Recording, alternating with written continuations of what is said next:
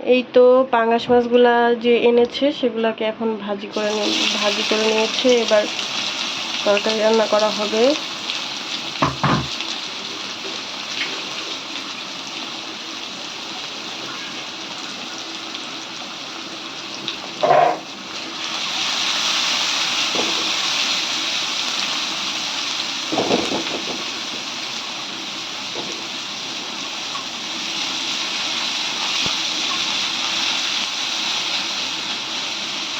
পাঙ্গাস মাছে একটু তেল কম দেওয়ার ট্রাই করবেন, কারণ পাঙ্গাস মাছে এমনি তেল উঠে প্রচুর পরিমাণে।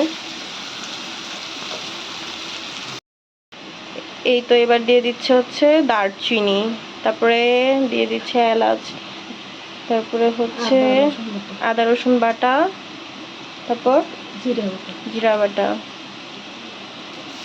আমার আম্মা একদম গরুর মাংস যেভাবে রান্না করে ওভাবে রান্না করতেছে, যাতে সেটা সুস্বাদু লাগে খুবই।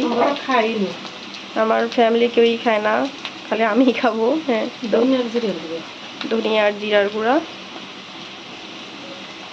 তারপরে হচ্ছে মরিচের গুঁড়া, তারপরে দিবে হচ্ছে হলুদের গুঁড়া,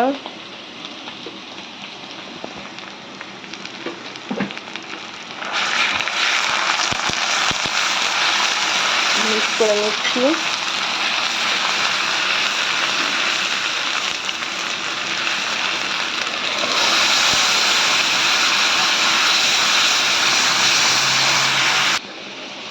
এই তো মশলা কষানো হয়ে গেছে, এবার ভাজা মাছগুলো দিয়ে দিচ্ছে।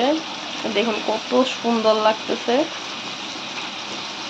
দেখে আমার এখনই খেতে ইচ্ছা করতেছে।